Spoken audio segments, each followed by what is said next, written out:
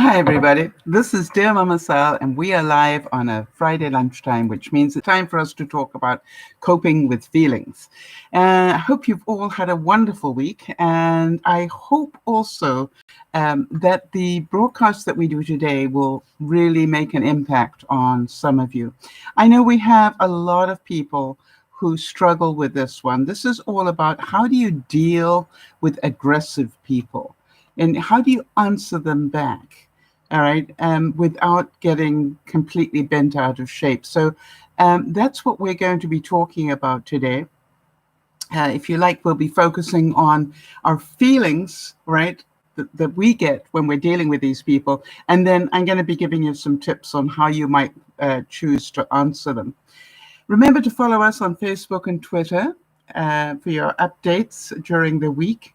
Also, I want to make sure that I just remind you that any input I will give you today comes from me as a human being, not me as a therapist or anything, because I'm not. But I have, as you know, by my white hair, lived a while, and I have dealt with a lot of these things. And I want to make sure that you know that some of these things I wish I had learned a lot earlier on. It would have saved me a lot of heartache. And that is why I do the work that I do, but I don't do it alone. I want to make sure that you know about Jody. She is our admin. You'll hear me refer to her a lot. And also to the core group of viewers that come in every week to support us and give me examples of things that have happened in their week so that I can talk to you. Some of you might, as children, remember being told sticks and stones may hurt your bones, but words will never hurt you. Yeah, right. How many of you just go, yeah, right? And so what we're going to talk about is how to make that more relevant in your life. Hi there. First of all, to Jeannie, to Jody, and to Rinsky. Good to see you, Karen. And the other thing I want to tell you is that in some cases, you will be able to control it.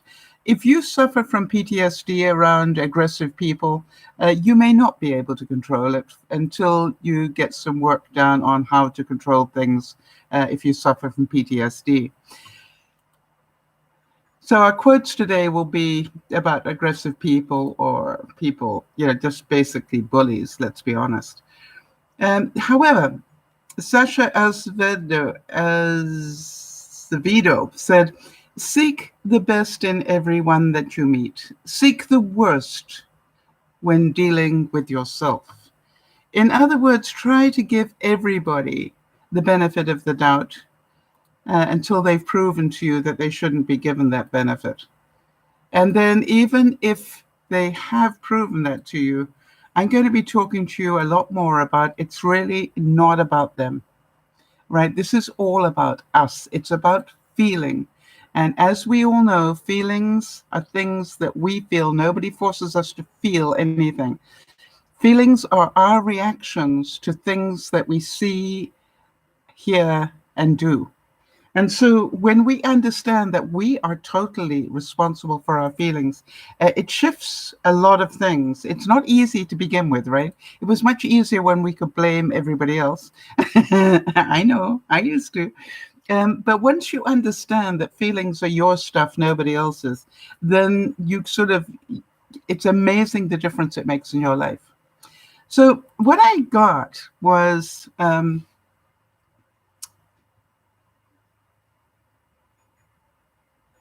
some updates for you. First of all, from Jody. Jody said to me that overall, she has a very positive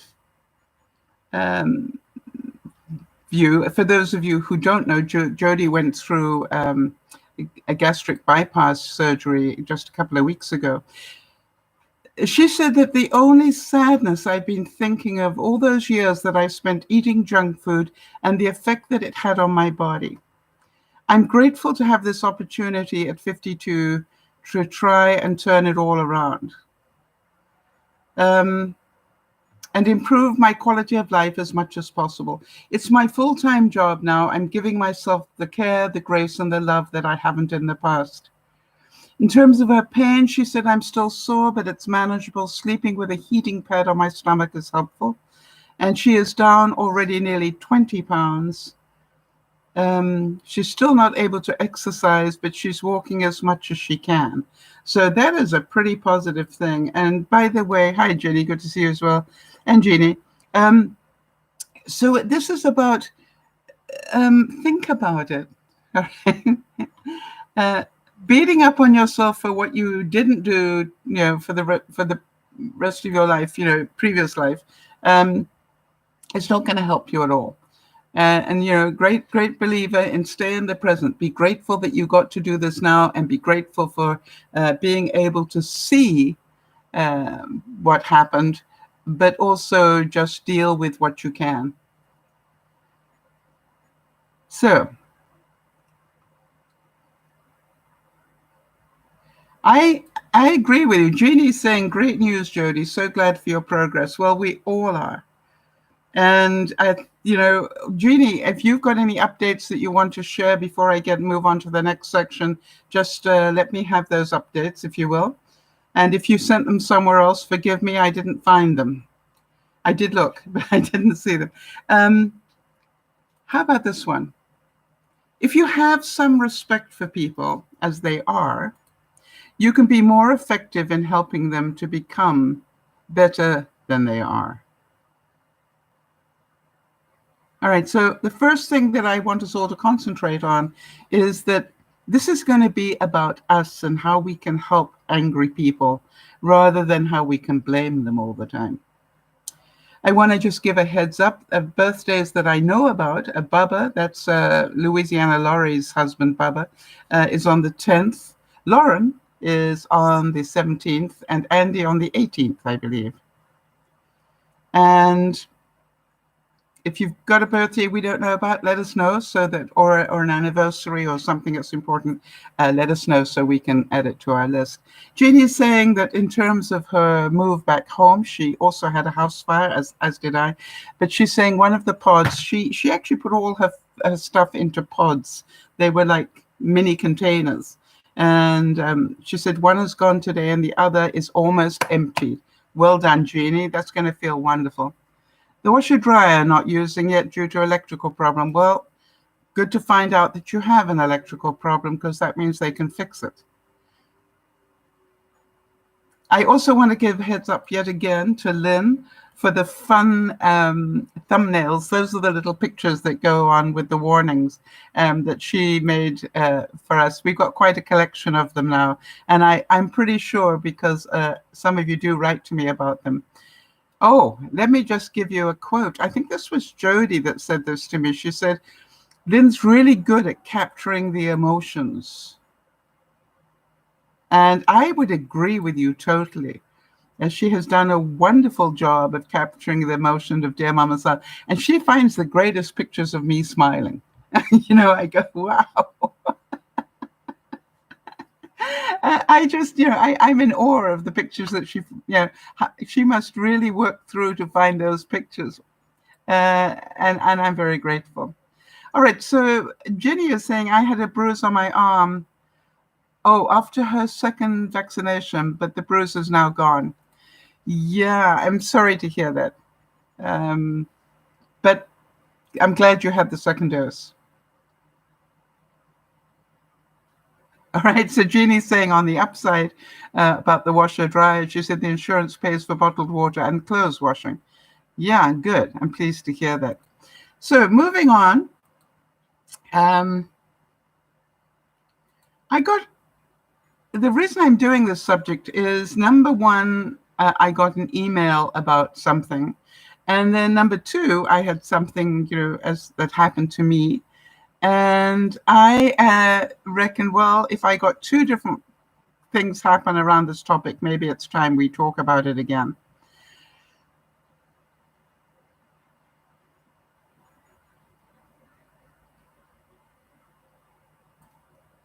Hang on a second. I'm just going to move that out of the way. Respect.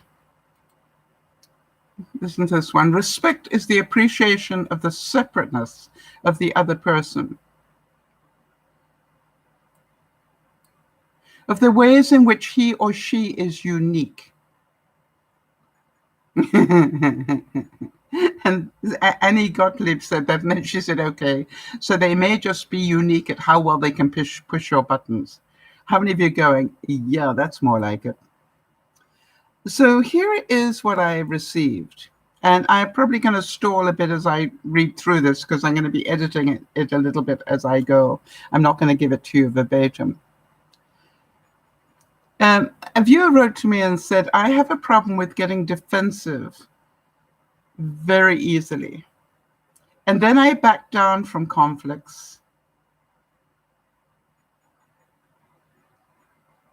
And I wonder if any of you relate to that. And she said, instead of just allowing myself and the other person time apart when we are arguing, I keep talking even when I should just stop, because we need to take a break for me. But I keep talking because I have this tendency that I want to fix everything right away. Do any of you relate to that? And not let the time go by where we're mad at each other, because I have this fear of time being too much. And if we take this time, we may end up not being friends anymore. How many know that fear? I was really grateful for the note, and I wrote back and said, could you give me an example? And they said, like the other day, a friend and I were arguing, and I don't even remember what we were arguing about, to tell you the truth. She was getting annoyed at me. So I stayed quiet for a minute and trying to work out what to say in my mind, and was trying to figure out how to fix it in my head. And my head was spinning, and she was onto something else to me. So immediately I'm trying to get her to see my side, even after she told me what I was saying wasn't making any sense. And that she just needed some time for us to be apart. I still continue to talk. She's right. What I was saying didn't make any sense because I was trying to resolve everything, even though I wasn't sure what I was really thinking about, because all I was really thinking about was stopping the argument and saying the right thing. I don't know if you agree with me, but that viewer deserves a medal for being that honest. Can you all relate to that? Can you all relate to getting into that hamster wheel of somebody's attacking you, or you feel, they're not really attacking, it's our perception of what they're doing. And, you just, blah, blah, blah, blah, and you're trying to find the right answers and you don't have them. I think what happens is, and let me ask you this way, how would a child feel if they got into an argument with somebody in authority, like a parent? How does a child, can any of you remember? Hi, Discover, good to meet you. Hi. Welcome. I don't think I've seen you here before, so thank you for being here, and let us know how you found us. So how would a child react if this person they were fighting with was an authority figure like a parent? Can you understand they would feel very scared, all right? Because what if I fight this person who gives me food? And what if I fight this person who gives me love? And so what I want you to do is to be aware that we have different feelings as children. And then when we mature, which may take a long time for some of us, but when we were mature, we have adult feelings. And so my next question would be, what do you think a confident adult would feel? And I say a confident adult because you can have adults that aren't very confident. And so they will feel things more like a child than they will as an adult, a fully functioning adult. And the reason I want us to understand the difference of that is because that's where all this really stems. You remember Eleanor Roosevelt said, nobody can make you feel bad without your permission.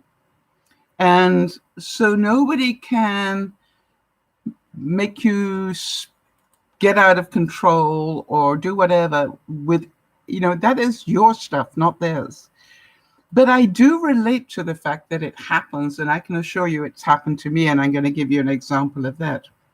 So the number one thing about going through something like this is please don't do it in silence. All right.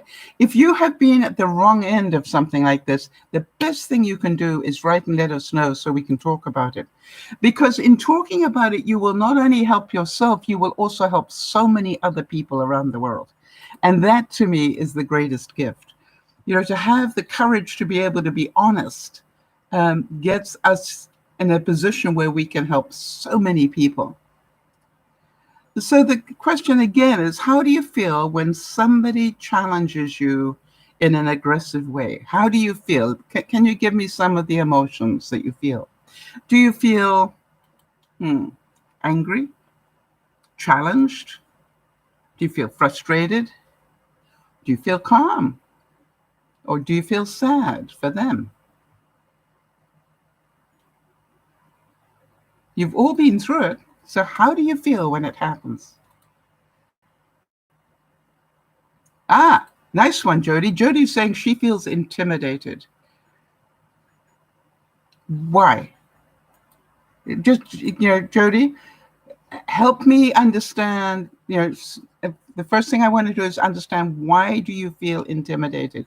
Is it the body language? Is it the words? Is it, what is it about it? Discover says to me, I feel frustrated. I feel like going back into my shell again. Yeah. And I want to just remind you that if you have had any trauma in your life, that has created some sort of post-traumatic stress, that you may not get a choice as to whether you go back into that shell or not. If you suffer from PTSD and haven't done any work on it, the chances are you just automatically go there because that same tape starts to run in your head.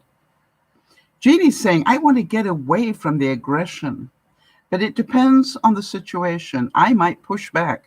Yeah, Jeannie, I can believe you. Jody's saying, my mind races, my heart races, and I can't speak effectively.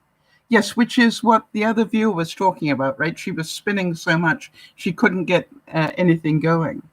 Ah, interesting. Karen's saying, I freeze. And do you, about 3 hours later, realize what you could have said? Karen?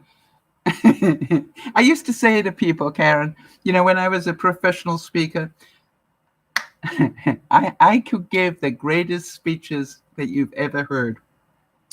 The funniest, the most meaningful, with the greatest content. My problem was it was nearly always about 3 hours after I'd finished the speech I'd just given, when I realized what I should have done.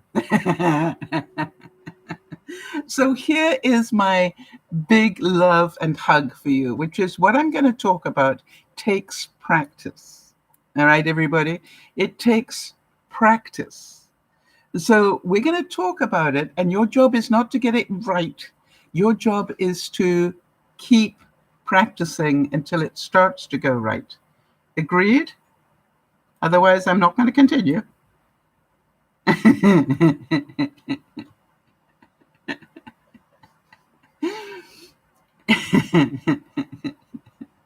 Can I see a show of hands, please, that we agreed on that one? That this is not about doing it right. It's about learning the tools, getting the tools that you can start practicing. All right, at least Karen says that she will. Yeah, Karen and Jody agree that they will practice. Okay. The rest of you, by absentia, I'm going to presume that you agree, because, yeah, that's good. Discover says that she agrees as well. All right, so here's my situation that happened this week. I suddenly got a call from the contractors, who want to come in and finish doing all the deficiencies. And what I heard was they wanted to come in for 2 consecutive days. And they wanted to come in from 9 o'clock in the morning until 3:30, 4 o'clock, that sort of time. Now, first thing, for those of you who know me well, 9 o'clock in the morning is not even the time that I wake up. Right? I'm one of those people, I don't go to bed until about 2 or 3, or I don't go to sleep until about 2 or 3, and I don't get out of bed until about 10. Why? Because I have worked a lifetime for the right to be able to do that. I am retired. So when the contractors said, we want to bring them in, and by the way, to do noisy things, like cut doors and recut doors and move things around because they need to repaint stuff and all this sort of stuff. Can you imagine how I felt? Right? Get some. How would you feel? Who cares what I felt? I do. But, how would you feel if a contractor said to you, all right, we want to come in and we're going to bring a lot of people with us because they're going to do all sorts of different things. And we're coming in at 9 o'clock. And they want you to do it the next day, by the way, for 2 days, which meant that one of them would have been today. And I'm pretty certain you understand that nothing messes with my Fridays. And this, it's really, really... I'm ill, and I have to be pretty darn ill to cancel a Friday. But most things I just don't. I don't book appointments on Fridays because that's my Dear Mama Sal time, as is Sunday afternoon. So what I said to them is, I'm sure you want to come in, and I understand it may take 2 days. Right. So the first thing I did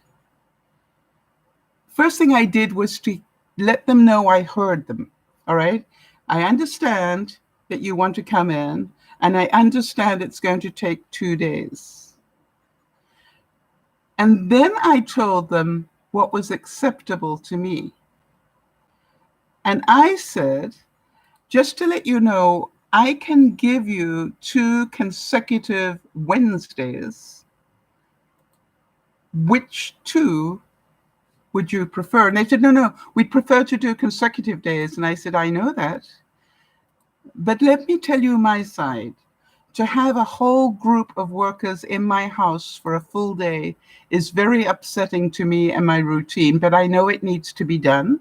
So I can give you, see, squeaky wheel, just keep repeating it. I can give you 2 consecutive Wednesdays. Which 2 will suit you best? Yeah, Karen's saying, after learning from us, I would say that doesn't work for me, but this time will work for me. Yes, that's right, Karen. So you understand, what I did is I gave them a choice. Yeah, it's going to be Wednesday. It's like with kids, right? You are going to go to bed. Would you like to race me up there, or do you want to piggyback? Both ways take you to bed. Good. I'm glad you can see that, Karen. So I gave them a choice. Which 2 Wednesdays would you like? And can you see that what they wanted, I understood. I could relate to that. But it doesn't mean I have to want it too. All right? I have the right not to have it happen the way that they want to do it. I am still in that conversation and getting much closer to getting the rain shower head that I wanted in my shower and the handheld. And, that went through a similar sort of thing because I got an email saying we'd like to do it in chrome rather than brushed nickel. Would that be okay? And then I needed to get really clear about what I was being asked. And I said, because they sent me a picture of just the bar, that the water flows through. And I said, are you saying you want to do that in chrome? And then all the rest of it will be brushed nickel, because that's what I originally asked for, which was brushed nickel. And they said, no, the whole lot would be chrome. So I said, okay, I can handle that. But, seek first to totally understand what they are trying to get at. And if it takes 2 or 3 emails or whatever, and I do recommend, if you're dealing with things like contractors and everything, please do it in writing. So that when they say to you, no, but you told us, you can go, hang on a second, let me just check my email. And if you are anal about things, which some of us are, put it in your project management system that you spoke to them about this on such and such a day, because, under the category of shower hardware or whatever you want to call it. But, I can track back on my system when I spoke to them about this. So when they said, oh, we never got that, I said, well, you may want to check on something I wrote to you round about 10 o'clock on Friday the 14th. That really messes with their minds. I could send you a copy if you need it. So what I said to them, though, was I find that this work in my house like this is challenging my mindfulness. Do any of you know of what I speak here? What do you know? What could we use as another word? My serenity. Let me put it that way. That all this noise and clanging and banging and 1,001 questions, because I don't know about you, but I don't want to leave the house when I've got that many people in it now. I would not feel my stuff was safe if I, left the house or something. So I might, pop over for a quick cup of coffee, but, this is like, no, I don't think I'm going to be leaving the house for the day. And so I know that it's going to affect my peace of mind, my serenity. And what I explained to them was, and that may take me a week to get myself settled again before the next onslaught. Makes sense? And that is my right as a human being.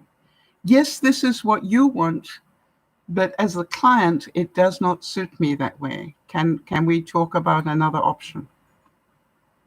John Lubbock said, if we're ever in doubt about what to do, it's a good rule to ask ourselves what we shall wish on the morrow that we had done. In other words, think about, when I look back on this tomorrow, I go back, you remember my friend Marnie? And her daddy always said, be firm, fair, and friendly. The 3 F's. Some of you probably use the 4th one. But they are firm, fair, and friendly. So when I was talking to the guys, said to them, hey guys, you've been awesome. I really appreciate it. However, firm, this doesn't suit me. Fair, I understand you need 2 days. And friendly, hey, pick the Wednesdays you want. Wednesday, because, they want you to do it Wednesday and Thursday. Well, I can't do Thursdays because I prep for the broadcast on Thursdays. So, do you all understand that you are not being forced into anything? We get to choose things. And if we keep quiet, feel threatened and intimidated and just agree to it because they're coming at us so hard, then who is in control? Think about that. But understand that I totally get it if you've ever been on that side where you're just going, but then you end up resenting them, don't you? Right? You end up feeling resentful. I don't want to do that. I want to come to a win-win, where they're happy and I'm happy. I want to talk a bit about bullies, because I don't know if you know, but they're saying that about 160,000 students skip school every day for fear of being bullied. My question is, have any of you been bullied at work, at your workplace, maybe at some place you go to shop, maybe someplace where you attend your hobbies? I think we've all been bullied. And so here are some tips for you. Well, first of all, let me ask you, what do you do? Because maybe you all know all the answers to this and you're smart people. What do you do when somebody is bullying you? Or what would you recommend somebody do if somebody is bullying them? And the reason that I ask that is because I'm amazed. I had somebody bully me recently, or try to. And I was amazed how many people were telling me that I need to stand up to the bully and call them the same names and tell them to go away using 2 different words, and all this stuff. And as you will hear, I chose not to do that. It's my choice. It's my choice how I deal with people. And yes, I understand that maybe that's your way of dealing with bullies, and maybe that's the way you were taught.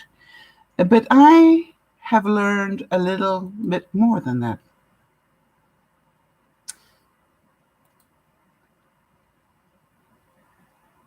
So here are some recommendations. Hear them. I know it's difficult when they are attacking you, but hear them. Literally hear them. Don't rush to respond, all right? Just, and if necessary, ask if you understood them.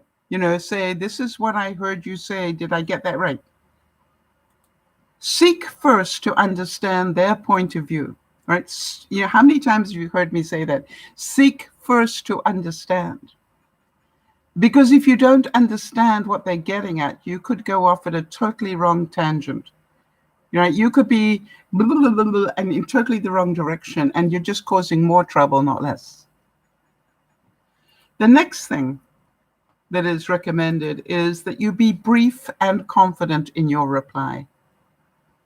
Now, being brief requires that you leave out all the name calling.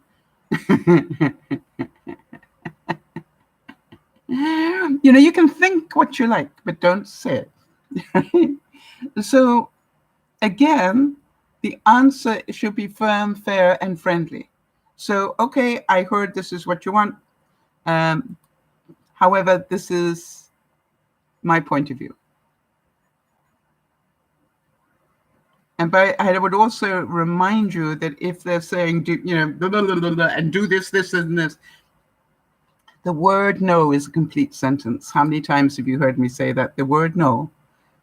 I hear you, but no. And then shut up. I thought this was a great quote in terms of this, and it says, you don't have to attend every argument you're invited to.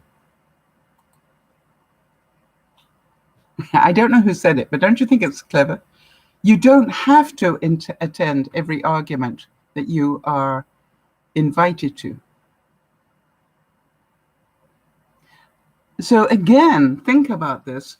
What do you need to do in order not to be participant to the argument? If somebody is attacking you, boom, boom, boom, boom, boom, boom, what do you need to do? What are they trying to do? Think about that. When people are doing that, they are trying to control you or get you to change your way or do whatever. And Jody's saying, don't engage. Yeah, the most important thing I would suggest to you is stay in control of you. Don't let their behavior affect your behavior. If you are a kind, decent person, stay a kind, decent person. And don't say, well, I had to talk to them like that because they talked to me like that. And if I don't talk to them the same way, they won't listen. No, I don't think that's true. I also think, if possible, stay connected with this person who's attacking you. All right? You all know that I'm not going to give up on the person that's attacking me. I will let her continue to do it to some degree. But, I'm not going to stop being nice to her as far as I can, because that's who I am.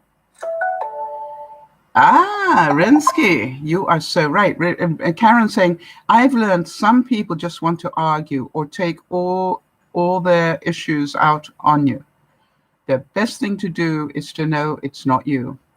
Don't sink to their level. Boy, that means that you have learned to control yourself, Karen, if you can do that. Right? That's adult. Not getting sucked in by them is adult. Now, I don't know about you, but after I finished one of those altercations, I go away and I go through what I call the ice skating score thing.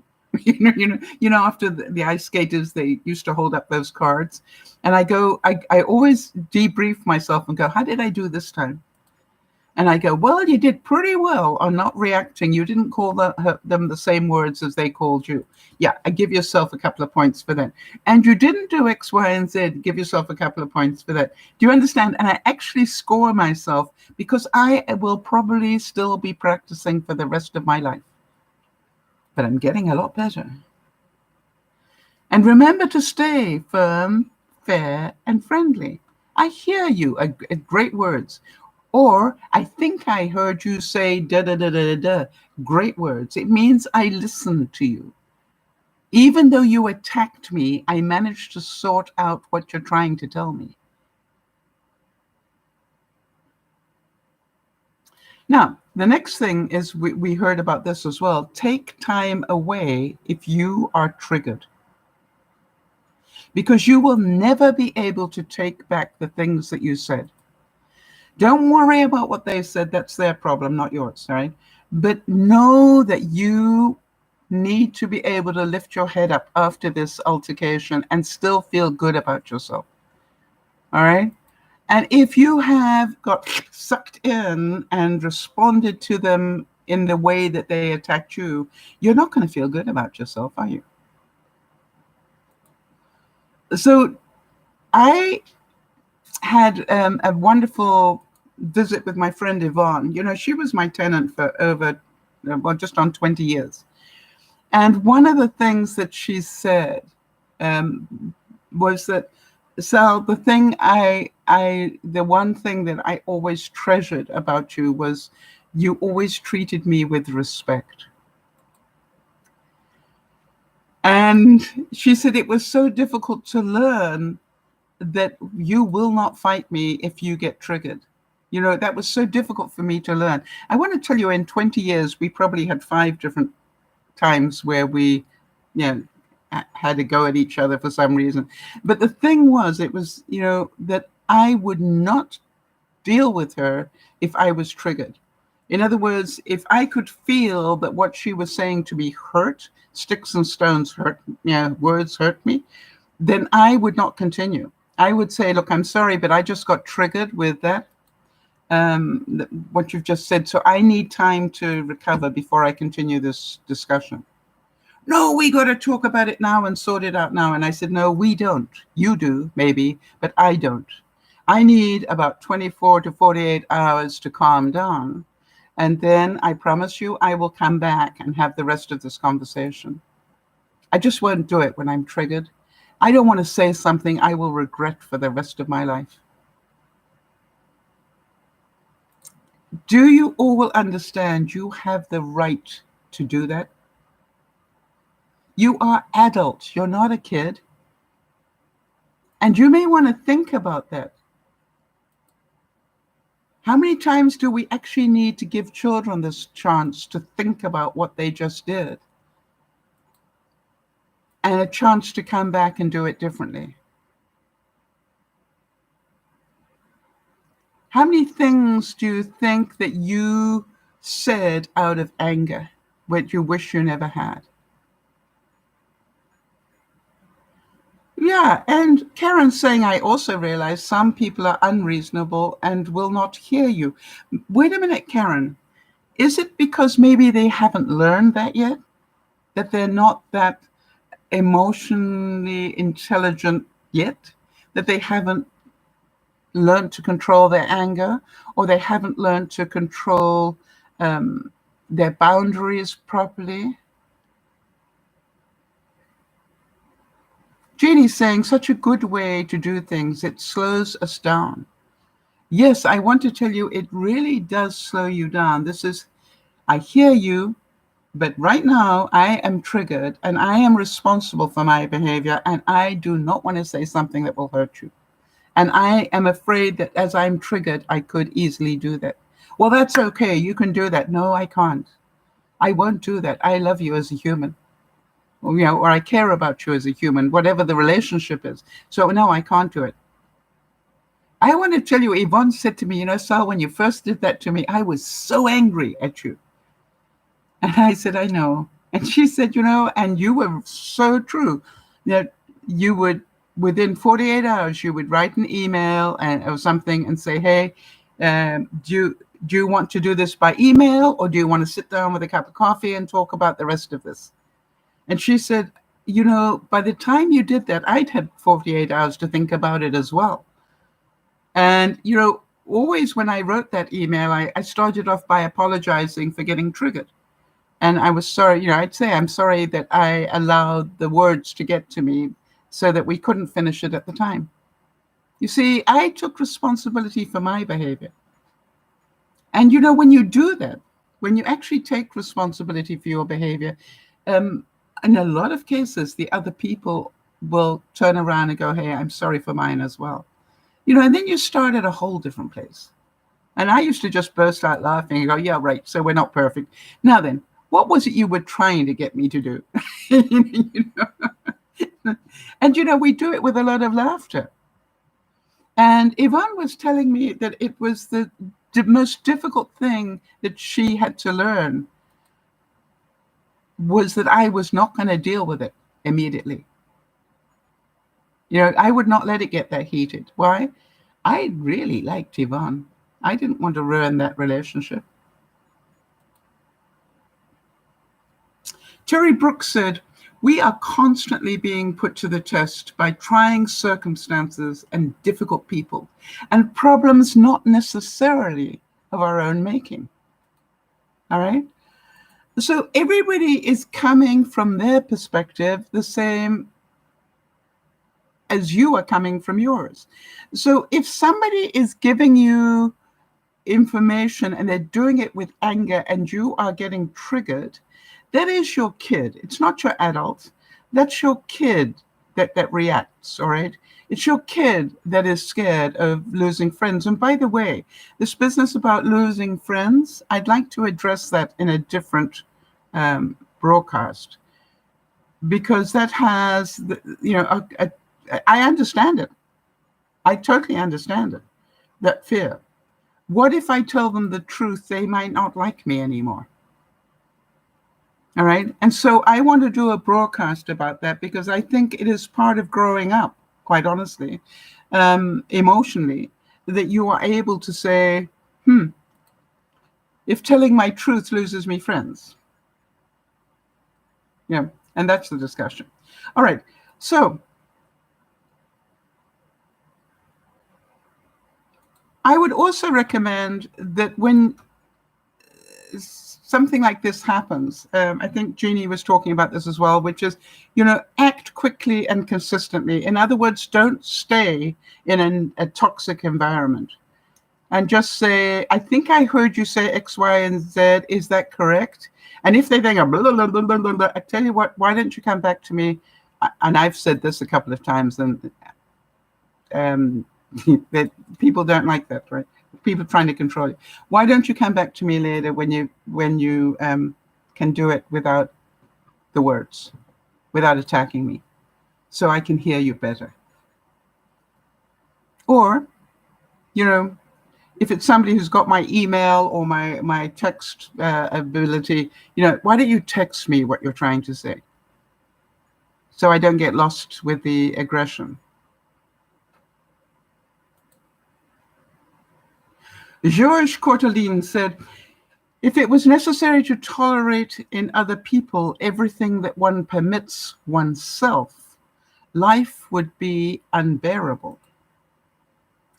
So remember as well that we, turn the mirror and go, have I done this to somebody? Yeah, I'm pretty sure we all have at some time.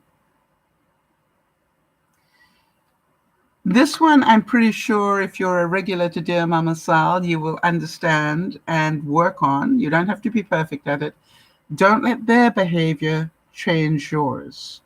Be proud of yourself for not reacting. All right. So as they're going at you, instead of spending that time spinning, trying to find the perfect answer, I would far rather you stood there and said to yourself, do not respond. until you understand. Do not respond. Yeah, blah, blah, blah, blah, blah, blah, blah, yes, blah, blah, blah, blah, blah, blah, and you do not respond until you understand. Another thing that I found works really well, which is to encourage them to say more. Because if they're already angry, it's amazing how much comes out, and if you go, was there more? Now you're saying, why would I want more? I'm uncomfortable with the little bit I got already.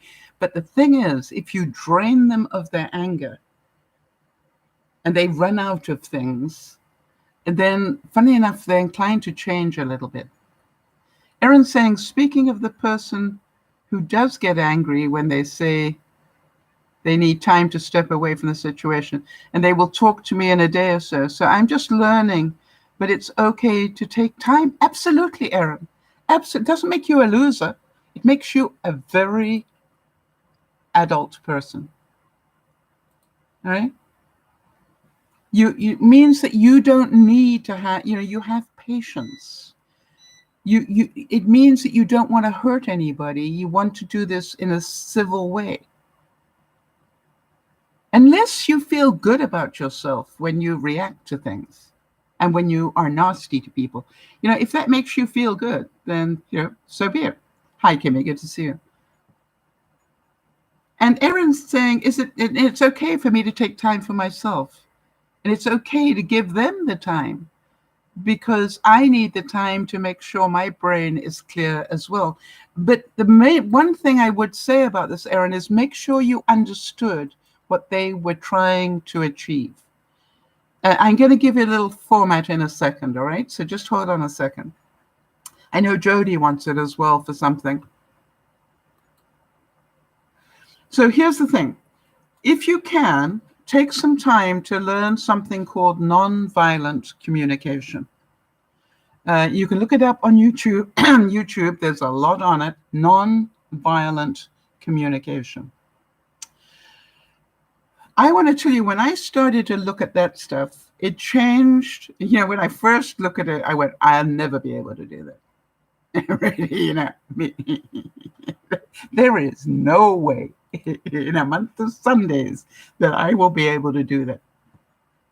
But after sort of reading about it and thinking about it, and so I thought, well, maybe I could just try a bit and see what happens. And I want to tell you, it has changed my life,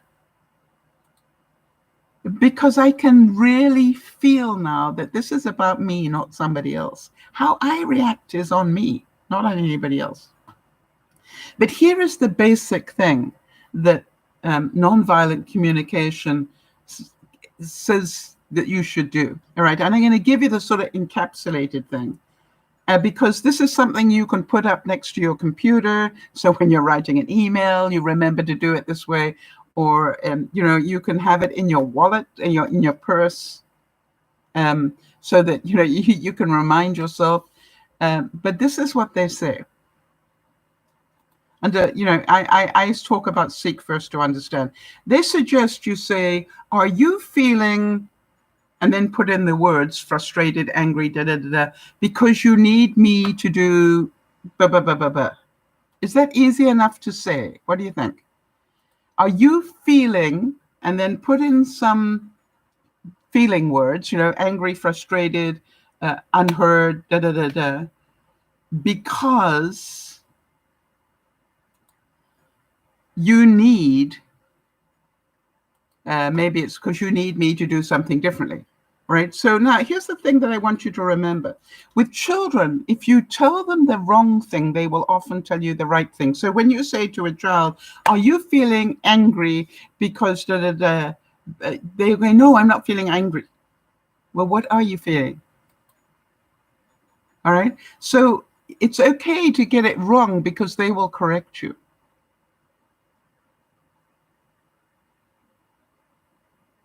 All right.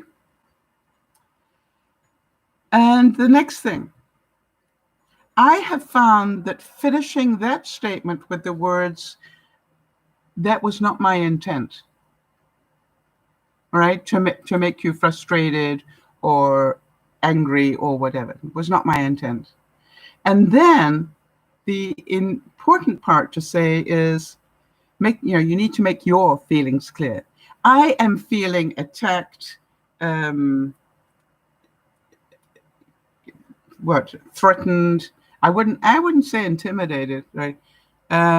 Because of the language you're using. And I would prefer it if we could not do that. And if the other person comes back and still is using 4-letter words at me and doing X, Y, and Z, I will understand. I understand you're really angry. Angry enough to use that sort of language.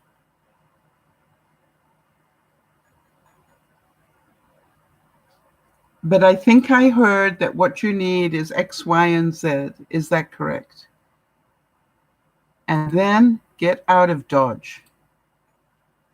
You don't have to say you're going to do it, just that you heard them. Right? That you heard them. So this takes a lot of practice, people. How many of you are going, there's no way I could do this? You actually can. You remember when you first did your 2 times table? All right, when you first did your 2 times table, you didn't think you'd ever be able to do it. And then came the 3 times table. And you go, oh, there's no way. I don't know about you, but I never did quite get the 9 times table right. You know, or the 7. You know, I think we all get stuck on 1. 9 for me was a bit difficult. I got through the 7s eventually, but 9 was really a struggle for me for some reason, until I learned a trick: go up by 10 and take off 1. So it's 9 plus 10 is 19 minus 1 equals 18. And plus 10 is 28 minus 1 is 27. Do you understand? I find that works really well.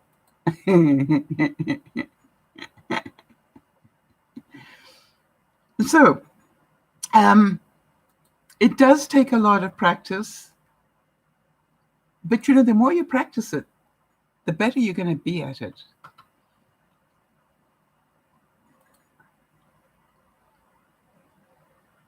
So here's some things you might want to say.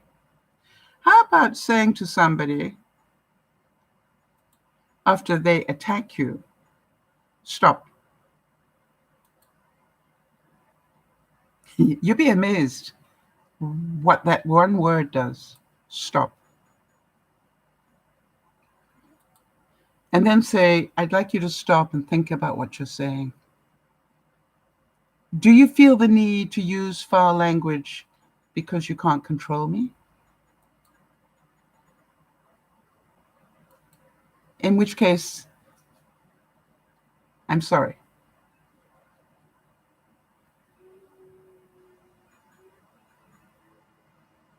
All right.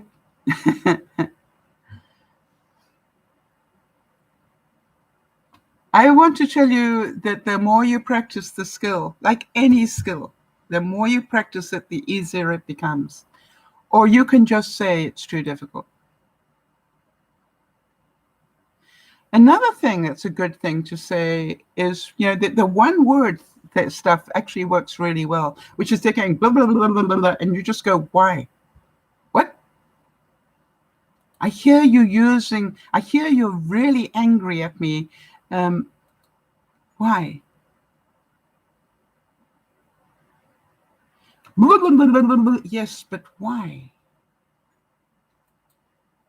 What is it you need me to do? I don't have to do it, is what I think, but I'd like to hear what it is you need me to do.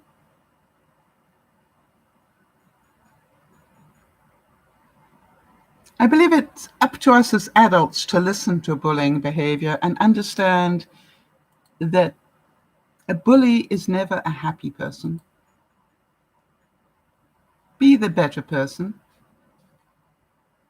When people try to control me, I sometimes burst out laughing. I mean, I've done that. Where people will be going, and you have to do this and you have to do that. I look at them and I go, did you think I was still a 5-year-old? I'm certain your children reacted well to that. Me, not so much. I'm an adult. I choose what I do. I don't have to do anything. Yes, you do, because I said, no. I choose, because I am a fully functioning adult now, even if I don't totally feel that way. You see, you never know the other person's struggle. And I think you all know this. Wherever possible, treat people with kindness. I know for a fact that the neighbor that I've got that's so angry, has a heart condition, and it's not obviously not a happy person. And I'm pretty certain that part of the reason she's not happy is because I do not do what she wants me to do necessarily. But I will be polite as far as possible. I want to admit, I walked the line a bit with her, I must admit. And I need to just leave the situation, because otherwise, you know me, if I ever let rip, it'll be nasty. So I'm not going to do that anymore. I ruined too many good relationships in my time, or started bad ones. Now, here's the other thing I want you to learn. Do you understand the expression, keep your own counsel?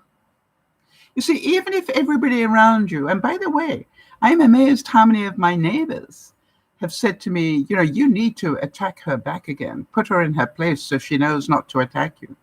Now, do you understand they mean well? They mean well. But, just because all of my neighbors think that doesn't mean I have to do it. Or even if most of my neighbors feel like that, doesn't mean I have to do it. You see, who's responsible for the way I respond? I am. I'm not a child. I know what I'm doing. I know that, using 4-letter words back at her probably would get her attention. But does that mean I'm going to lower myself to do it? No. I'm going to let, those words just be what they are, foul language. And realize that people only use that when they're very frustrated. Erin's saying being the better person is so difficult sometimes. I know, Erin. But when you come away from a situation like that and you are able to be the better person, I want to tell you, you'll be amazed what it does for your self-esteem. You will be amazed how you feel about yourself when you go, I give myself 6 out of 10 for what I did today. Wasn't perfect, but it's way better than it used to be. Way better. In the old days, I would have just attacked back, and then she would have attacked some more, and da-da-da. And, now the only thing that I need to make sure you all understand is, even though I keep control, does it still trigger me at some level? You bet it does. But, as I'm learning to work with this, it's triggering me less. I still get upset because it hurts. Why does it hurt? Because that person doesn't like me. That hurts. Well, she's never got to know me, which is why she doesn't like me. But she may never choose to know me, so therefore that makes sense, and that's her right. So that hurts. But I don't have to live with it for the next 10 years in my mind. It's just like, hey, it is what it is. I said to somebody this week, I live in heaven and hell. On the one side, I have, a neighbor that really is very loving and kind and considerate. And on the other, not so much. But, who knows what she's going through? So keep your own counsel. And as I've said many, many times before, it doesn't matter how many people think you should attack back. Please don't let the bully change who you are. Please don't let the bully change who you are. If you are a good, kind human being, be that. Don't overreact and then blame it on the other person. And you know, some people, as I have found out, will perceive your non-violent reaction as weak. Let them.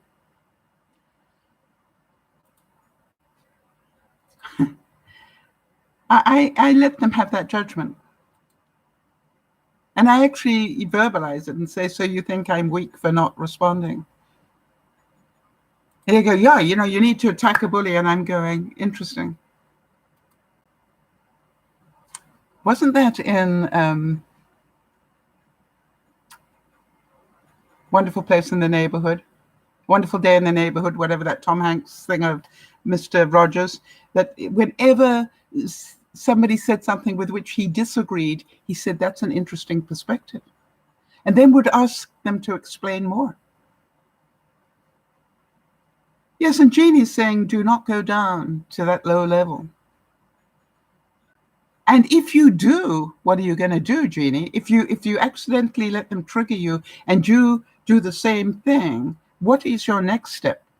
What would you do next? What would a fully functioning adult do next? And I would like to suggest that an apology would be in order. I am so sorry that I used that language. And then they'd probably say, well, I used the same. And so, no, your behavior is your stuff. I want to apologize for mine. I lost control. And I'd like to apologize for that. You didn't deserve that. So do you understand? Some people will perceive your nonviolent reaction as weak. Let them. Be at peace with yourself. Be at peace with yourself. Walk away with the feeling that you did the best you could, even if it wasn't perfect. And just, Jeannie, where necessary, apologize for bad behavior. And don't expect them to do the same. Just you are responsible for your behavior, not theirs. How about this one?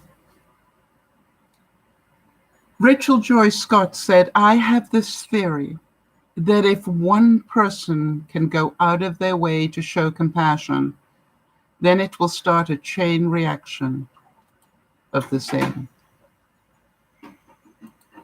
It will start a chain reaction of the same.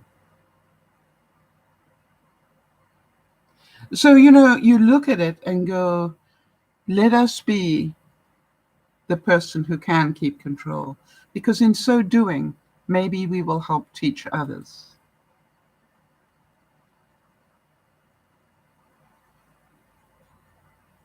Yes, Kimmy is saying, I have to just ignore it and walk away, even if I'm hurt and angry at the person. Yes, and you know something, Kimmy, because it is your stuff. You are the one that's hurt. You are the one that's angry because you allowed them to penetrate your serenity.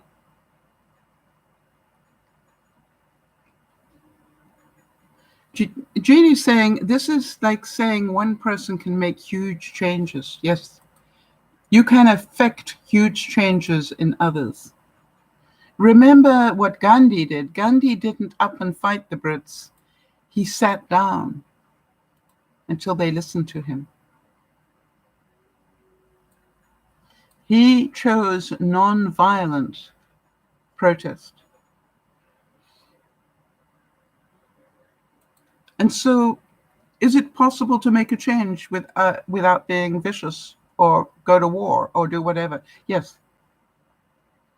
If you remember back, some of you are old enough, you know, to the problems there were in the Philippines when the peoples came out to protest the Imelda and President Marcos. When they came out to protest, they didn't bring guns, they brought flowers.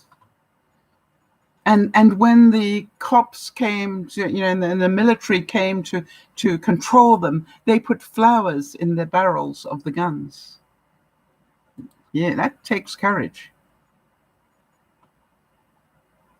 So I want you not to get this perfectly right. I want you to think about it.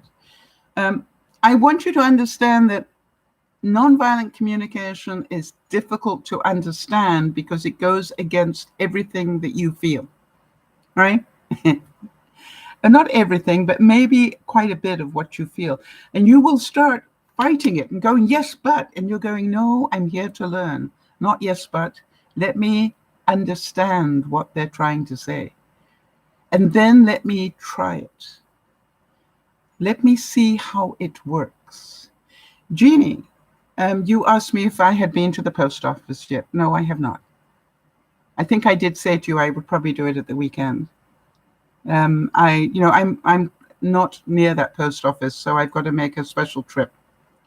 It's not just up the street from me. So it's back where I used to live.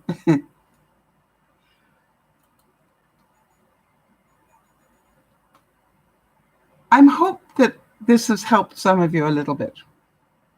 And remember, what I hear is this,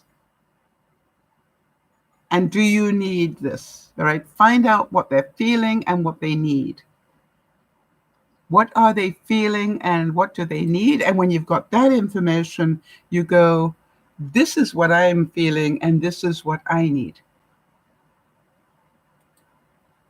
And somewhere in between that, you're both going to come to a win-win.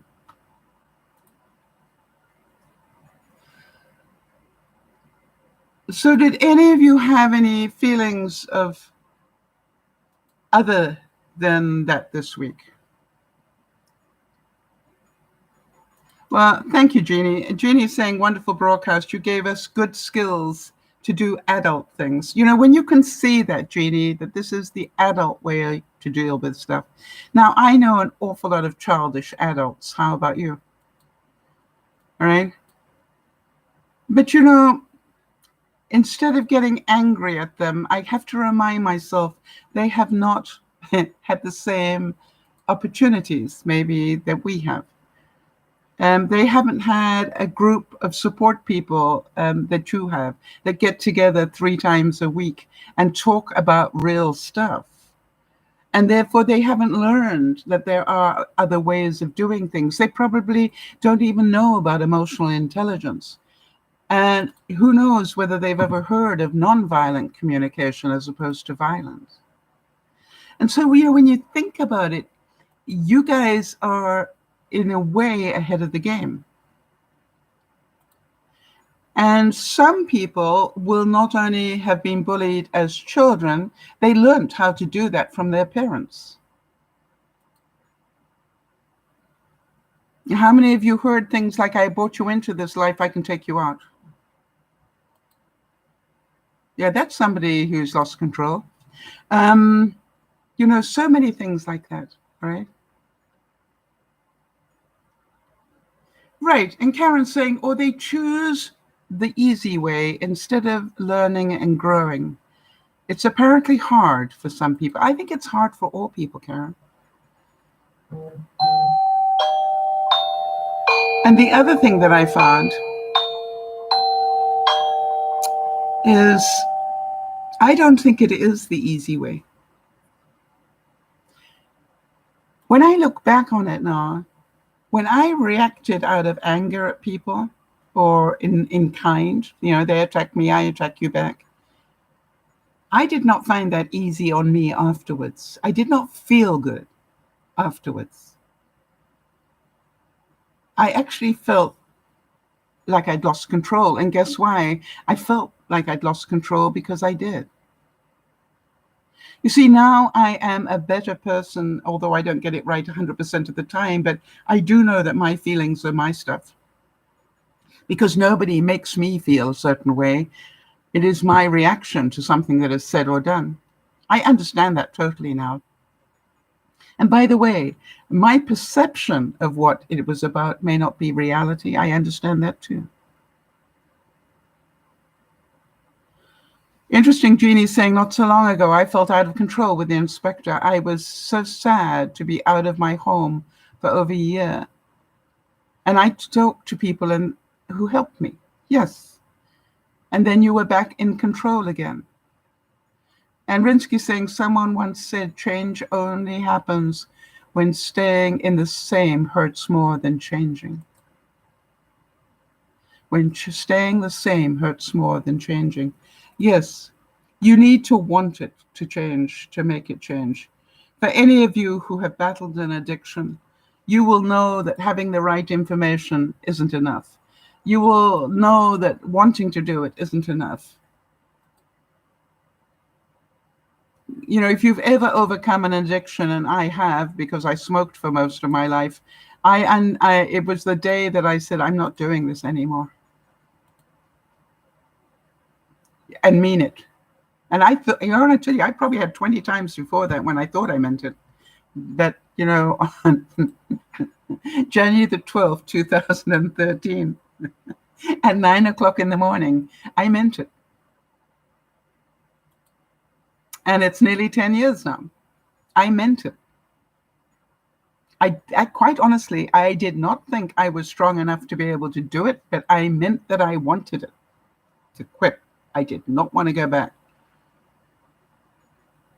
And I look at it now and go, I did it. But how many times was I prepared to fail in order to succeed?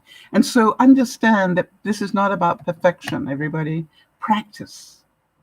Thank you, Karen, for the kind comments about not quitting smoking. I mean, it was so difficult for me. I tried everything they ever came out with, right? I had tried hypnotherapy. I tried gum. I tried, you name it. I tried it. And Juliana was the pivot point for me. I was going down to visit Juliana, and I didn't want to smell of smoke. Amazing, really. All right, moving on. I like this quote. It said, I cannot make the universe obey me. I cannot make other people conform to my whims and fancies. I cannot even make my own body obey me. How many of you relate to that one? Since when did I think I was ruler of the universe, right?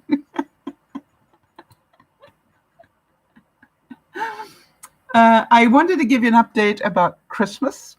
Just to let you know, what are you going, Christmas now? Yep, we're talking Christmas because we are already at the end of July, people. And I am pleased to tell you, I think I finished making my Christmas cards. I am now into find and stroke by suitable envelopes. That's where I'm at. I'm so excited that I've actually finished cutting them out. And remember that postage this year, if you're sending to another country, double the usual time. Please, double the usual time.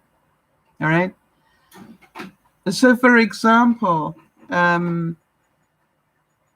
sending something, if I want to send a card down to Karen in Tasmania, I'm probably going to need to mail it at the beginning of November, is my reckoning. Now, if it gets there a month early, do I mind? No. But I doubt it will.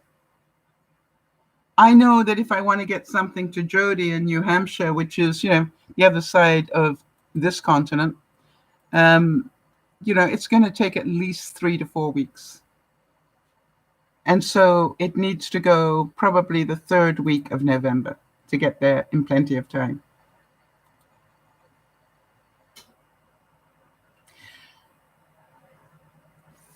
How many presents?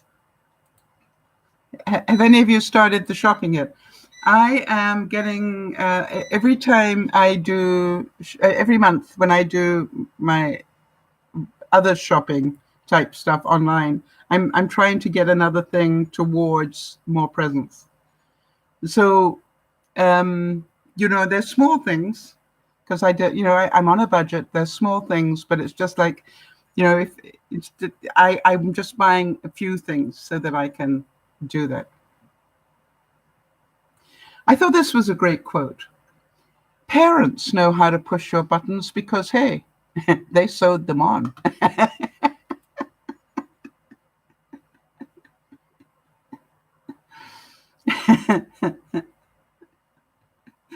Isn't that true? It's like, boy. And if any of you are married in a relationship or whatever, you know how to press somebody else's buttons pretty well.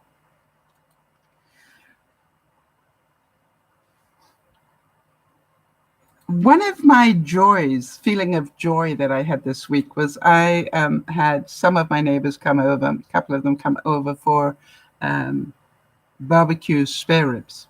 They were beef spare ribs, which I don't normally do. And it was awesome. It took me 2 days to create the spare ribs because what I did was on the first day, I put them in the slow cooker. Actually, I should talk about that tonight probably because it's a cooking thing.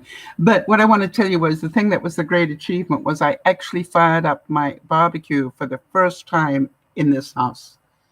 In other words, I moved here, as you know, over a year ago, year and a half ago. And because of the fire and everything else, I just, for some reason, never got to firing up the barbecue. And I had forgotten how much I like the taste of barbecue.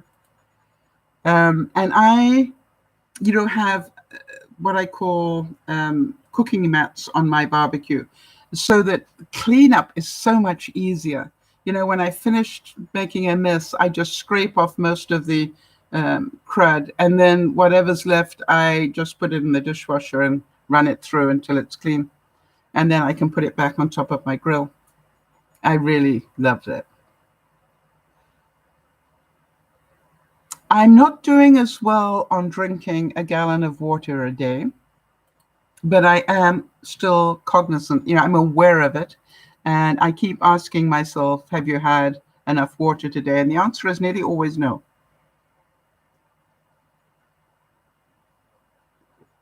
Oh, Jeannie, I so relate to it. Jeannie, is just moving back into her house, said, we just discovered where we put our new toaster. Looked for it for days, and it was in a cupboard. I'm still looking, Jeannie. I'm still looking for the vanilla. You remember over a year ago, I was making homemade vanilla essence for people? Yeah, I still haven't found that box. I'm pretty sure it's here. I just haven't found it yet. And it requires more and sorting of stuff that is in my craft room.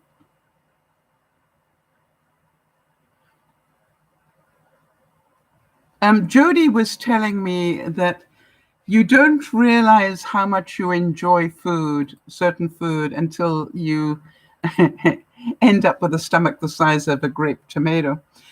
She's been telling me, that she's been adding these foods slowly. Mashed potato was one, a little bit of mashed potato was one. But, she's saying that her whole body, because of, weaning her off food and now starting to wean her back on, her whole taste bud system has changed. And, things that she didn't appreciate before, she really appreciates now. Isn't that wonderful? I just am so happy for her. And I wanted to continue on the conversation. You remember last week we were talking about if you want to save money on eggs, consider buying 30 of them and freezing a lot of the eggs in muffin tins or liners. So when you're baking, you can just pull a couple out, let them thaw, and then add them in. The difference in price is so amazing for 30 versus just a dozen, or 36 versus. And I was looking at it, Jody, just so that I was looking at what our costs were. And in Canada, 36 cost $8.90 for 36. And I pay at least $4.90 something, I think, for 12. However, here's what I found out, that the eggs that I can get in 36 lots are not the omega-3 eggs that I like to eat. So I may need to think about that and go, okay, fine, maybe I get the 30 and freeze a lot of them and then just by 6 of the omega-3 for when I actually want to eat it the regular way.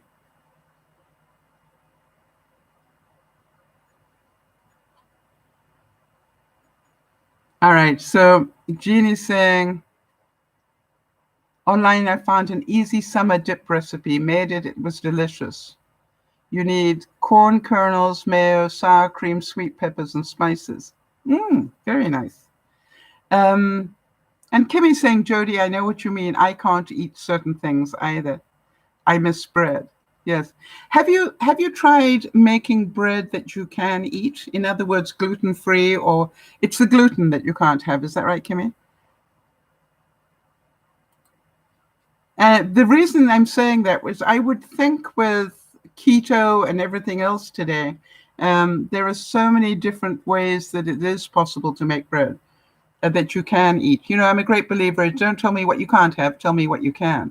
And so if you can't have regular flour, that's the thing you can't have, then, really spend a year experimenting using other things.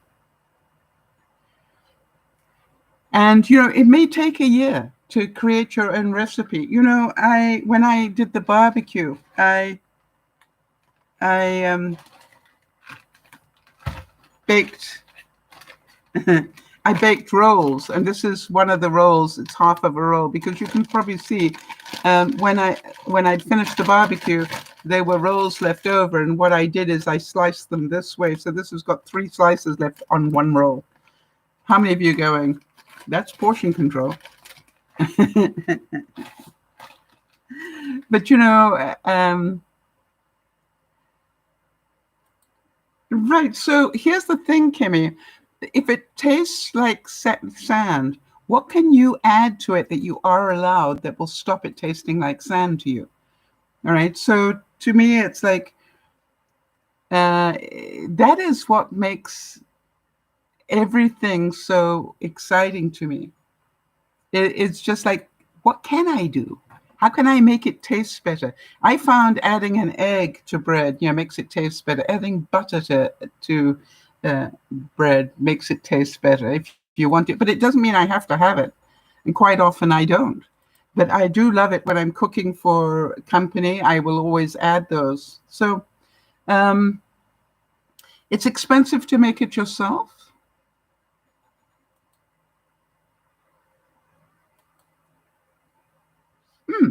Interesting. But I would say today, Kimmy, there are so many breads available that are either keto friendly or gluten-free breads that you can buy in the store. Yeah, I would say there's so many recipes, but it's up to Kimmy. If she chooses to think that they all are going to taste like, sand, then she will prove herself right, because she won't be experimenting. Now, I thought Jody came up with a great money-saving tip this week. As usual, she comes up with a lot of good ideas, as our Jody. We're very lucky to have her. Jody, how much were you spending on your TV service and internet, whatever? And how much are you saving with your new setup? And I just want Jody to give us the money around it first before we talk about what she did.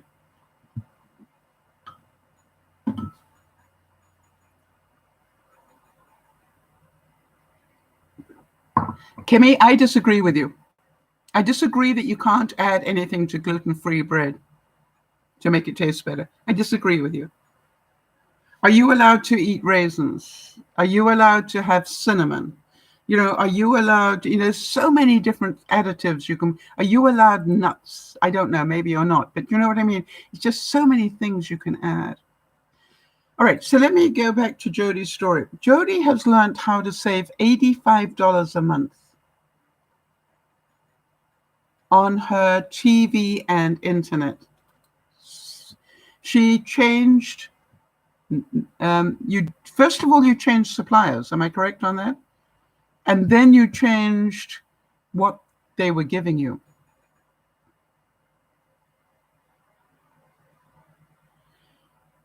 And so they were spending over $220 a month, and they've managed by changing suppliers and changing, same supplier for now, but a different package. They have cut out TV, cut out the cable side of it. Am I correct on that, Jody? And now are only having streaming services. Why? That's what they watch most of the time. And I'm pretty sure we're all a bit like that. The days of cable television are fast disappearing. And so to me, this is like, think about that. I'm going to look at what I can get as well. My problem is I would need to have a package that still gave me CNN. And, maybe I have to spend $10 a month just to get CNN. But that might be worth it to save $100 on this side and pay $10 to get the CNN or the other news channels that I watch, because I watch more than one.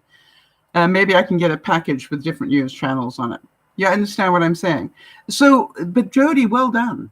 And, you've been on a mission. Now, here's the thing. Jody was told when she had this surgery, she was going to have to be on certain supplements for the rest of her life. And those certain supplements were going to cost her a lot of money. Jody, how much extra on your budget? Just the supplements you have to take. Over 100, wasn't it? Now, Jody's on a very limited budget. And you can't squeeze $100 out of a stone. So what Jody knew is something had to give. Yeah, $80 to $100. Okay, so it's pretty right. So all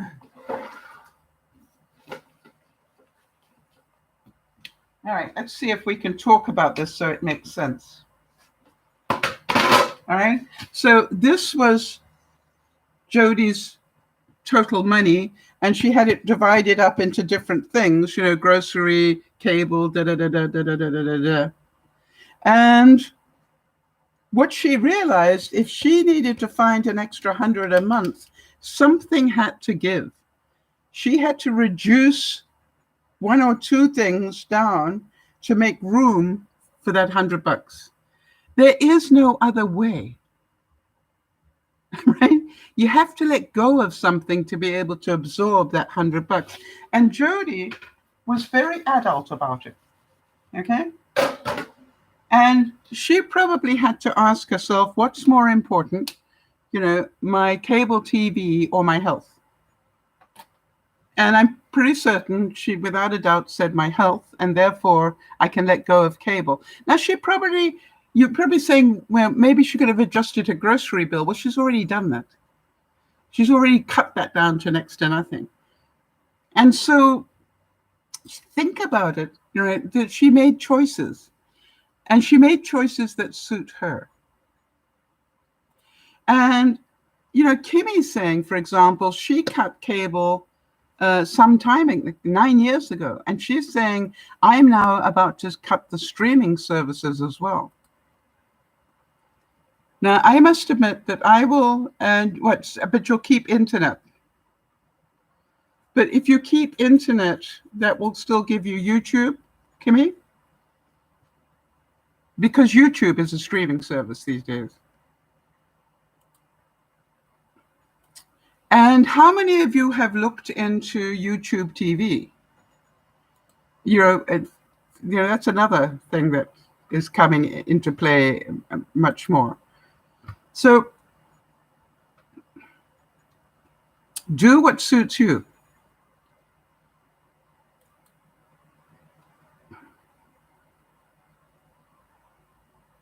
All right, so Jody's saying YouTube TV is awesome. All right, so look at it and just see and start investigating. You don't have to get it all right this week. Start investigating it and see what can you get. The difference is we can get so much more today than we ever could before. So much more.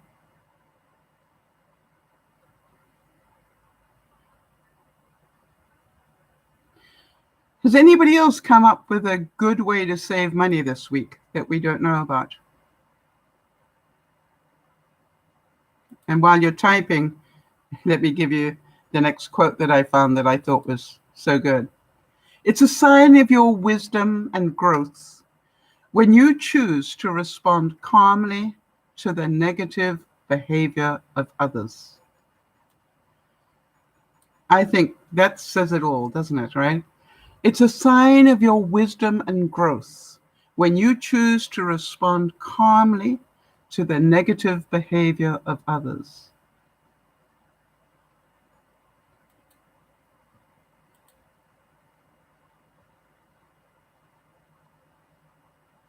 So let it be your new habit.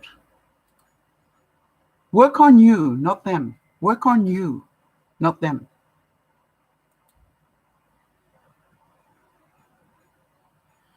Now, I also heard this week about some passive-aggressive behavior where one of my viewers wanted to talk to their partner about something, and each time they brought up the subject, the partner left the room. Now, that's called passive-aggressive behavior, and that means, pretty obviously that they don't want to talk about it, but also that they don't have the words to tell you that.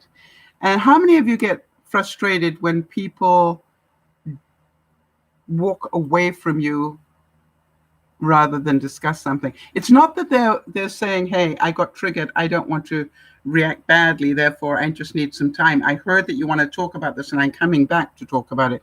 But they just leave without saying anything. And passive aggressive behavior, I always used to say when I was on stage, if you ever want to know what passive aggressive is, it would be, that you're really upset about something and you go to the kitchen and instead of talking about it, you just start slamming doors and pots and pans. Do any of you relate to what I'm talking about? That's passive aggressive. Obviously, you're angry by the noise you're making.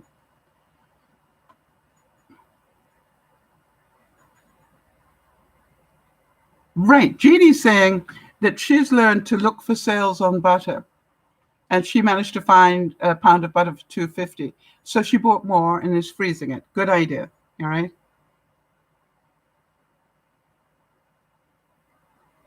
Right. Kimmy's saying, her way of saving money is don't buy anything you don't need. Try to find cheaper products, stay home, and don't waste gas. Yes, I want to tell you, I am using my car less and less. I go out maybe once a week now. I go out and then I do what I call everything I need to do for that week. And then I don't use my car again. Jody's saying in the States, there's an emergency broadband benefit you can apply for your internet provider. It's a $50 discount for up to 6 months. Jody's saying she already qualified for it. And it's due to the pandemic. Kimmy, maybe you want to talk to Jody about that, if you're interested. I wanted to just show you something.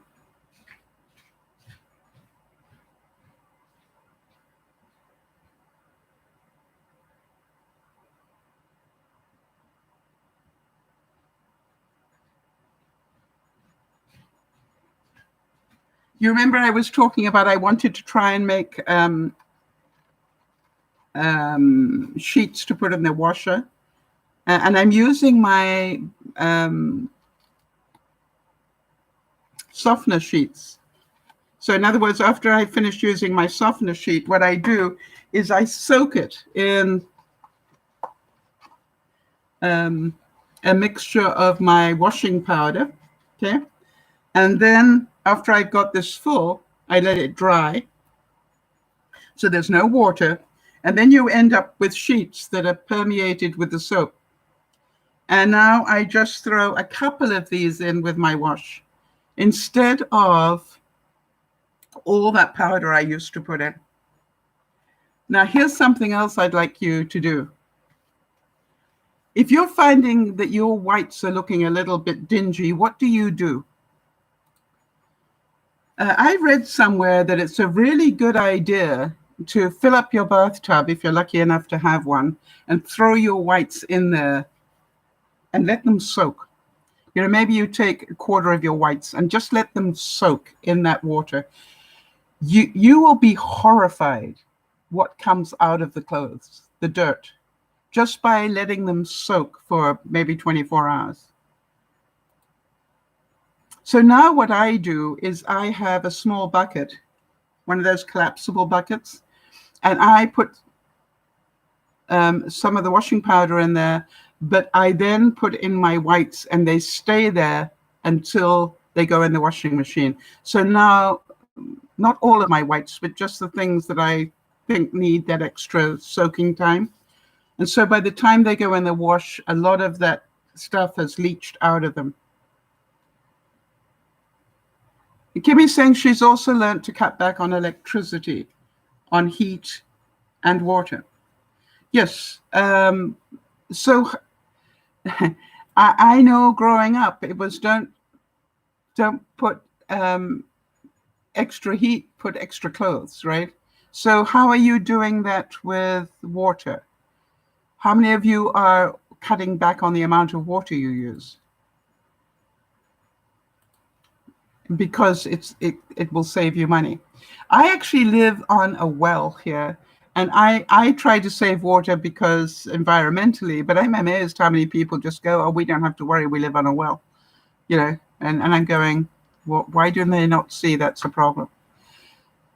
By the way, my neighbor has gone off into the area where the forest fires are, and she said she got almost the whole way there before the smoke from the forest fires started to be very evident. So I'm certain I'll have more news on that one coming up pretty soon.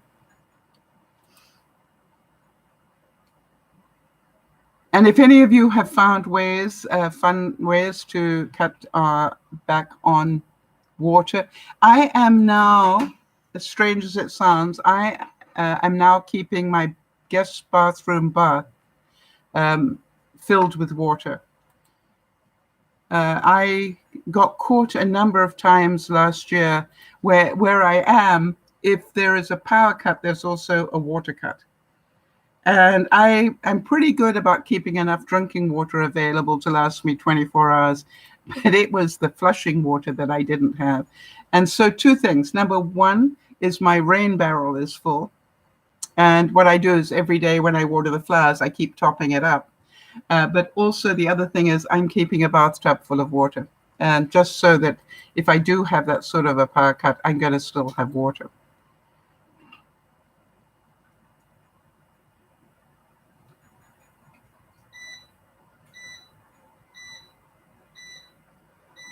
All right, Kimmy's saying, does anyone have a cell and they have to be connected to the internet to make calls? It's a different thing, Kimmy, I think, if I understand you correctly. You're asking, do you have to have internet for a smartphone? Is that what you're asking?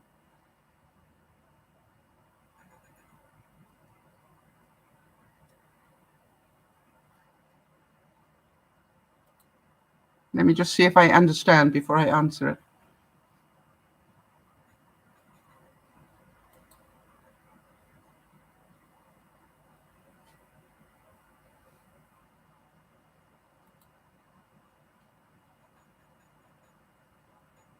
Okay, I'm not getting a response. Basically, if you can think about it, a cell phone is called a cell phone because it gets its feed from a satellite, a cellular satellite. All right? So your phone can work through your internet, which makes it cheaper in some ways, but you can have a smartphone that only works on the satellite connection. I hope that answers your question. Sometimes the picture of that is better. Okay. So here we've got the cell phone. A cell phone can work one of two ways. Here's your house or apartment, whatever, and it has cable coming through with Wi-Fi on it. All right. And so my phone is programmed so that if I am within range of that Wi-Fi, it will automatically connect there. I'm pretty sure a lot of you do that. So if I'm able to go on Wi-Fi, my phone picks it up. If I'm out of range of my Wi-Fi, it then picks up from the satellite. So is it possible to have a smartphone without Wi-Fi? Yes.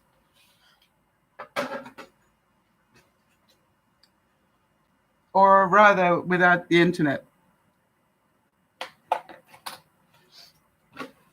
Okay. Kimmy is saying, I noticed that if I'm away from my internet, I can't make calls. Oh, okay. So therefore, you must either have a package that only picks up for your internet, or you need to change your settings in your phone. And your phone provider might be able to help you with that. Or, type into Google, how do I get my phone connected without the internet? And, actually put, for example, I have a Samsung 8 or something. How do I get my Samsung 8 to connect without internet? And they will, and I don't know about you, I prefer the written word sometimes to the, YouTube, because you can get to where you want to get in it very quickly. Good question.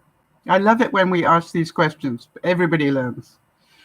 Did you guys hear, this is under, in the news, did you hear about the brother and sister team that both won gold medals on the same day for the same sport? Can you believe that? And it's like they had trained all their lives together in this sport, and they both got to the Olympics on the same year, and they both won gold in the same sport. I think it was Taekwondo or something. And I thought that was absolutely magical. What a wonderful thing to have happen. And can you imagine being their very proud parents? And it's never happened before. The fact that even if they just won medals, both of them, that would have been one thing, but they both won gold. And again, I want to give a lot of credit to Simone Biles for actually withdrawing from her competition to save herself. I want to tell you, I will talk about it a lot, because here's the thing we all know. For any of you who've ever had any mental illness, you will know that if she sprained an ankle and was limping, we would all understand why she couldn't compete. What people don't understand is when your brain is hurting, when you're not, when the messages going through your brain are not connecting properly, that is just as painful. And so I am really of the belief that we will learn a lot more as more and more Olympic athletes just talk about this. It is amazing. And so have any of you enjoyed any of the Olympic events? Have any of you been frustrated by any of it? What are your feelings about the Olympics as we go on? I've noticed that I've been watching the tennis to go to sleep with. There's something about the of the ball that helps me go to sleep. So I've been having, getting to sleep really easily the last couple of nights, because I just turn on the tennis overnight. And I sort of watch a couple of sets and then I'm gone. Yeah, Jeannie's saying blessings to Simone Biles. Yeah, I think, we're going to hear more and more, as more and more comes out about the incredible punishment, if you like, mental punishment that athletes go through or used to go through. And I don't think they're going to go through it as much anymore, because I think more and more people are going to talk about it. And I think it's really important that we do. Really important that we do. And just because you are a top performer, you understand they still won the gold, right? Just somebody else got it for them.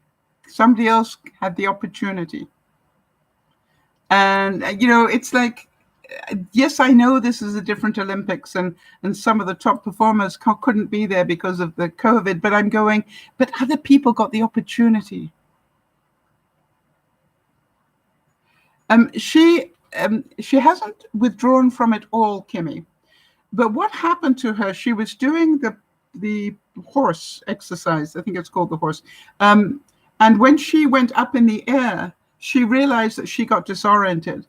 And it wasn't that she did it badly, just she was doing the right thing. But when she got up in the air, she lost consciousness of where she was in the air. Very dangerous thing. That's how you get horribly hurt. And she then said she was not going to do that anymore. She needed to work on getting grounded again.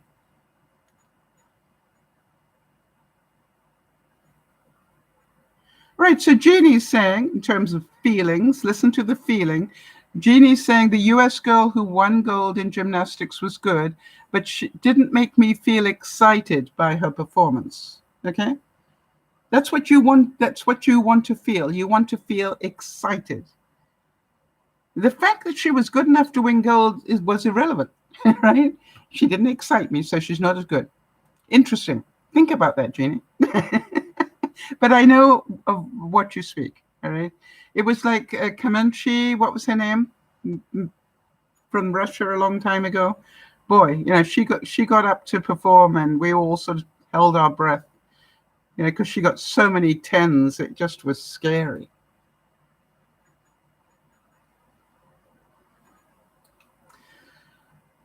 So let us just recap for a second if we can.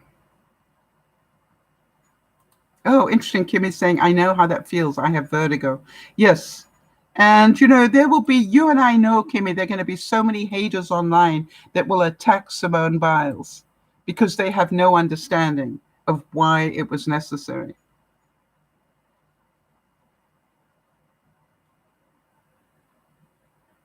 So, you look at it and you go, we all have memories of incredible athletes during the Olympics. I'm actually glad that we've got to the athletics part now because I don't know about you. I do enjoy watching that.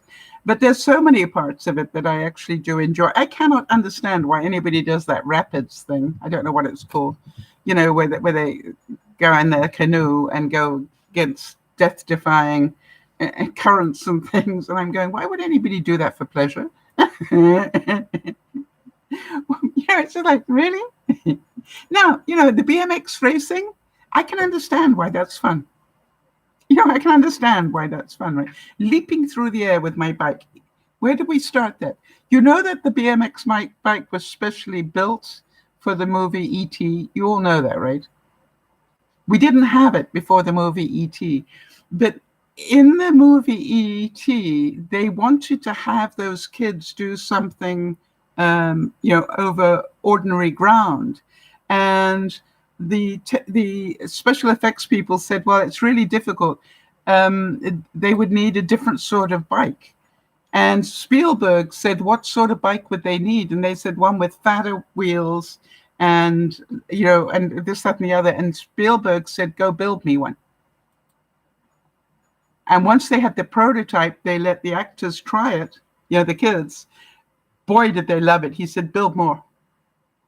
And then what they did is they then had a business of building BMX bikes.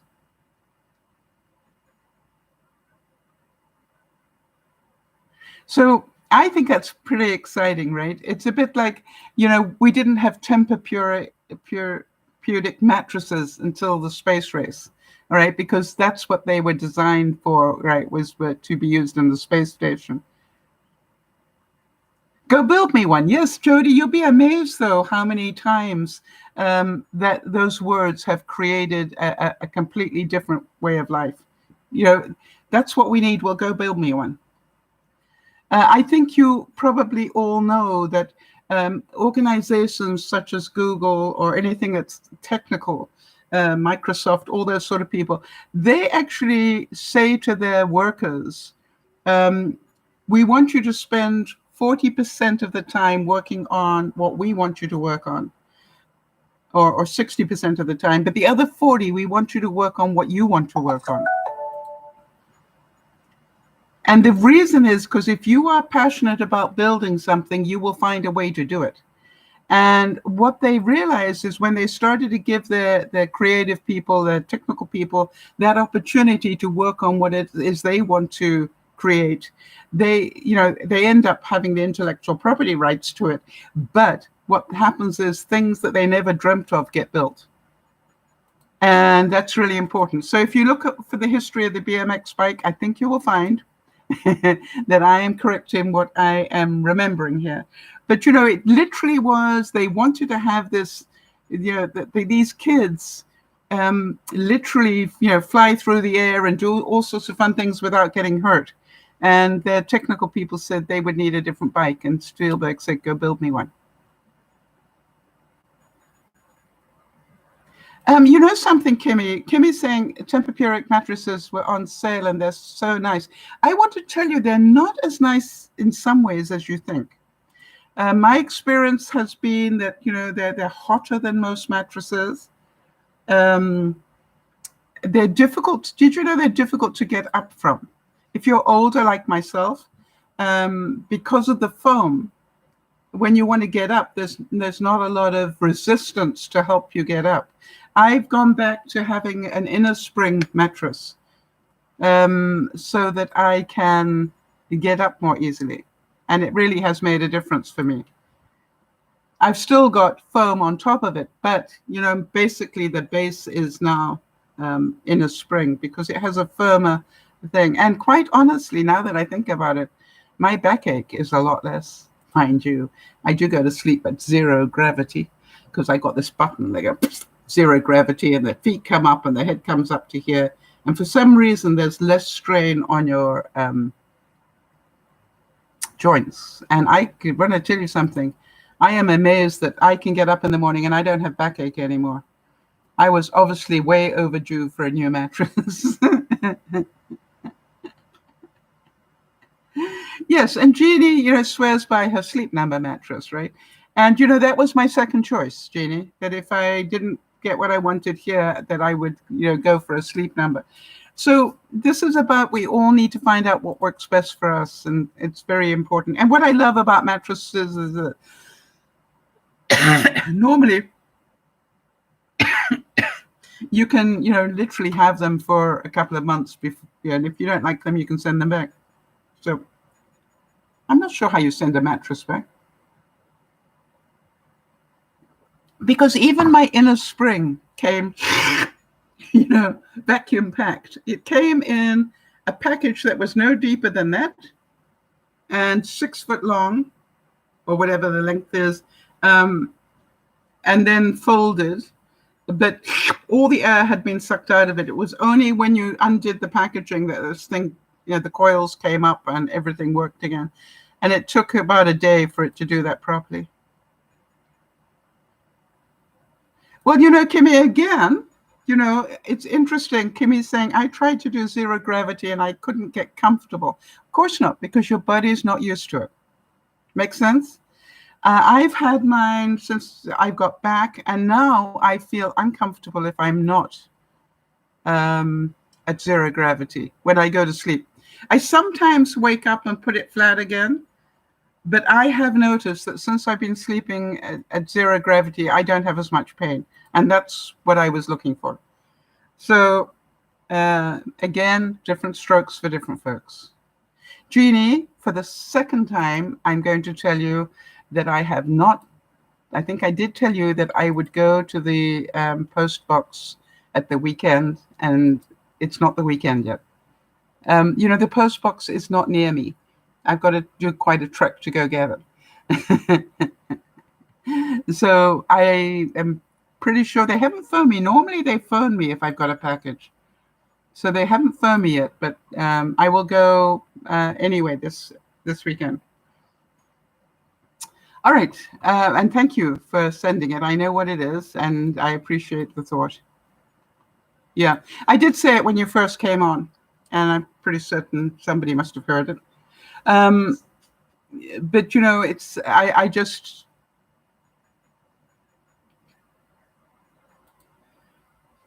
it doesn't take away from the fact that you sent it. You know what I mean? I'm just delighted that you sent it. and I will enjoy it when I get there. By the way, I really recommend it with spare ribs. I made my spare rib. I'll talk about it a bit more tonight, but I added it to my spare rib mix as well. And it really tasted good. All right. So everybody, we will always have bullies in our life. We will always have aggressive people in our life. We will always have people who get upset because we don't want to do things their way. We will always have people who believe that abusing people verbally because they abused us verbally is a good idea. We will always have different opinions. It is our job to keep our own counsel and to do things the way that we see fit. However, if you're going to do it your way, don't complain if your way doesn't work. And if somebody offers you what they consider to be a better way of dealing with it, I always say thank you. Thank you for your input. I'll certainly give that some thought. Doesn't mean I have to do it. But thank you anyway for trying to help me, because that's what I hear. And thank you for the love. And, one of the people that suggested to me that I attack back, I got an opportunity to speak to them a couple of days later. And I said, I really wanted to talk a bit about the fact that I choose not to attack back. And I said, the old me would have done it willingly. And then the person looked at me and said, that's not who you are, right? And I said, no, it's not who I am anymore. It used to be. It's not who I am. The same way as I don't want to go and make complaints necessarily. I will if I have to, but I don't need to go and make complaints. This is like, do your thing, lady. I feel so sad for her. It must be a horrible way to live.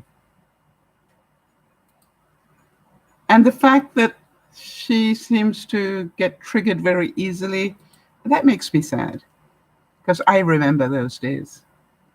And maybe some of you do too. It's not a fun way to live.